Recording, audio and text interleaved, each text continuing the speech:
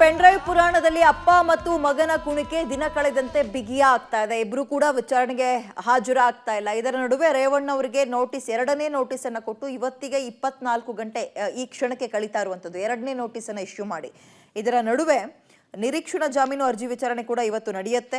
ನಿರೀಕ್ಷಣಾ ಜಾಮೀನು ಮಂಜೂರು ಆಗಲಿಲ್ಲ ಅಂದ್ರೆ ಅರೆಸ್ಟ್ ಮಾಡೋದು ಫಿಕ್ಸ್ ಅನ್ನೋ ಪ್ರಶ್ನೆ ಇದೆ. ಜೊತೆಗೆ ಸಿದ್ದರಾಮಯ್ಯ ಅವರು ಯಾವುದೇ ಕಾರಣಕ್ಕೂ ಇದರಲ್ಲಿ ಯಾರು ಮಧ್ಯಪ್ರವೇಶ ಮಾಡಲ್ಲ, ಕಾನೂನಿನ ಪ್ರಕಾರ ಏನು ಮುಲಾಜಿಲ್ದಂಗೆ ಕ್ರಮ ತಗೋಬೇಕೋ ಅದನ್ನ ತಗೊಳ್ಳಿ ಅಂತ SITಗೆ CM ಸಂದೇಶವನ್ನ ರವಾನೆ ಮಾಡಿದ್ದಾರೆ ಅಂತ ಮಾಹಿತಿ.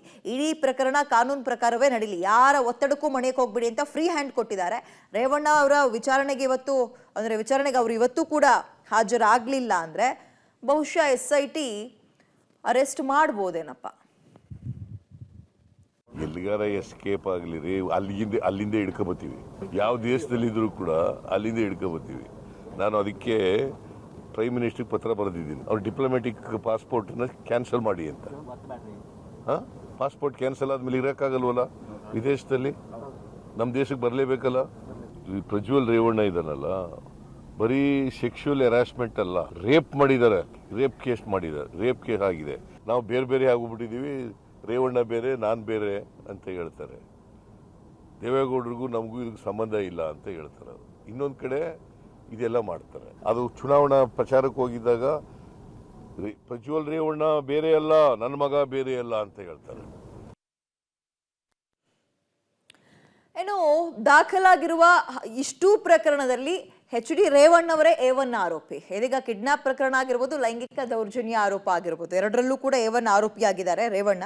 ಇದರ ನಡುವೆ ಕಿಡ್ನಾಪ್ ಕೇಸ್ ಒಂದು ದಾಖಲಾಗಿದೆಯಲ್ಲ, ಈ ಪ್ರಕರಣದಲ್ಲೂ ಕೂಡ ಅವರು A1 ಆರೋಪಿನೇ. ಮಹಿಳೆಯನ್ನ ರೇವಣ್ಣ ಕಿಡ್ನಾಪ್ ಮಾಡಿದ್ದಾರೆ, ಅಮ್ಮನ ಬಗ್ಗೆ ಸುಳಿವೇ ಇಲ್ಲ ಅಂತ ಸಂತ್ರಸ್ತಿಯ ಮಗ ದೂರು ಕೊಟ್ಟಿದ್ದಾರೆ. ಹಾಗಾಗಿ ಈ ಕಿಡ್ನಾಪ್ ಪ್ರಕರಣವನ್ನು ಭೇದಿಸೋಕೆ ಮೈಸೂರಿನಲ್ಲಿ ಪ್ರತ್ಯೇಕ ಟೀಮನ್ನು ರಚನೆ ಮಾಡಿದ್ದಾರೆ SIT ಆಫೀಸರ್ಸ್ಗಳು.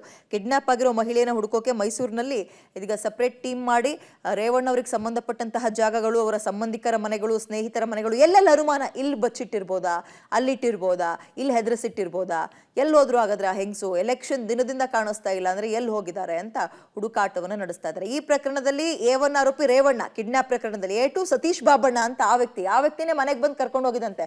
ಭವಾನಿ ಅಕ್ಕ ಅವ್ರು ಕರಿತಾ ಇದ್ದಾರೆ ಬನ್ನಿ ಇಲ್ಲಿ ಅಂತ. ಆವತ್ತಿಂದ ಹೆಂಗಸು ನಾಪತ್ತೆ ಪಾಪ. ಒಂದ್ ಕಡೆ ಪೆನ್ ಡ್ರೈವ್ ಪುರಾಣದಲ್ಲಿ ಅಪ್ಪ ಮಗ ಸಿಗಾಕೊಂಡ್ರೆ ಪೆನ್ ಡ್ರೈವ್ ನ ಲೀಕ್ ಮಾಡಿದ್ ಯಾರು ಅನ್ನುವ ಜಟಾಪಟಿಯಲ್ಲಿ DK ವರ್ಸಸ್ HDK ನಡುವೆ ಒಂದು ಜೋರು ಟಾಕ್ ಫೈಟ್ ನಡೀತಲೇ ಇದೆ. DK ಬ್ರದರ್ಸ್ ವರ್ಸಸ್ ಕುಮಾರಸ್ವಾಮಿ ನಡುವೆ ಹರಿತವಾದಂತಹ ಮಾತುಗಳು ಮುಂದುವರೆದಿದೆ. ಪೆನ್ ಡ್ರೈವ್ ಟು ಪಾಲಿಟಿಕ್ಸ್ ವಾರ್ಗೆ ತಿರುಗಿದ್ದು ಚುನಾವಣಾ ಬಳಿಕ ಮತ್ತಷ್ಟು ಎರಡೂ ಕುಟುಂಬಗಳ ಸಮರ ತಾರಕಕ್ಕೇರುತ್ತಾ ಗೊತ್ತಿಲ್ಲ. ಪೆನ್ ಡ್ರೈವ್ ಇದೀಗ ಕುಮಾರಸ್ವಾಮಿ DK ಬ್ರದರ್ಸ್ ವಿರುದ್ಧ ಹೊಸ ಬಾಂಬ್ ಅನ್ನ ಹಾಕಿದ್ದಾರೆ.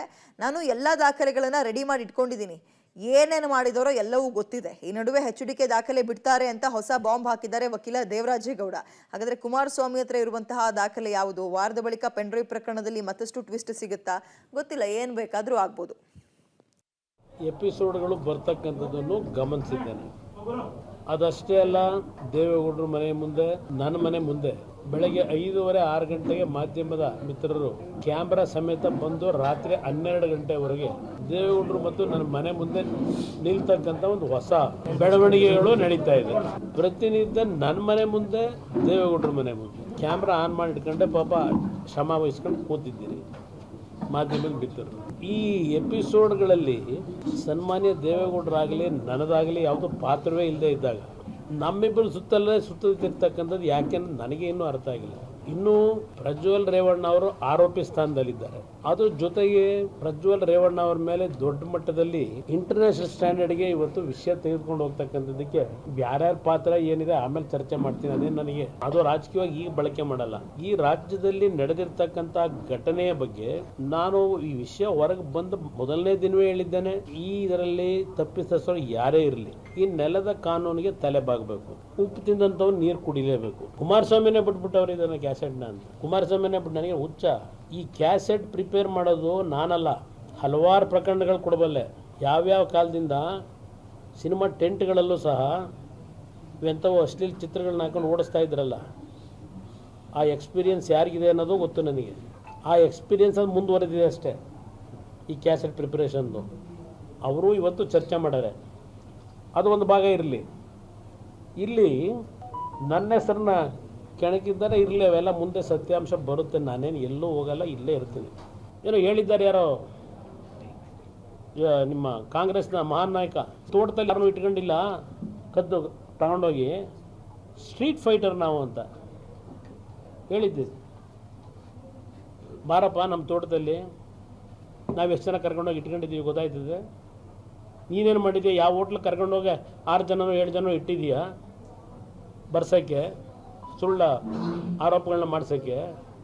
ಗೊತ್ತಿದೆಯಪ್ಪ ನೀನು ಏನು ಮಾಡಿದೆ. ಅದು ಯಾರೋ ಹಿಂದೆ ಒಬ್ಬ ಶಾಸಕರ ಮೇಲೆ ಮಾಡ್ದಲ್ಲ, ಅದು ಗೊತ್ತಿದೆ. ಇದಕ್ಕೆಲ್ಲ ಅಂತಿಮ ತೆರೆ ಎಳೆಯತಕ್ಕಂಥ ಕಾಲ ದೂರ ಇಲ್ಲ.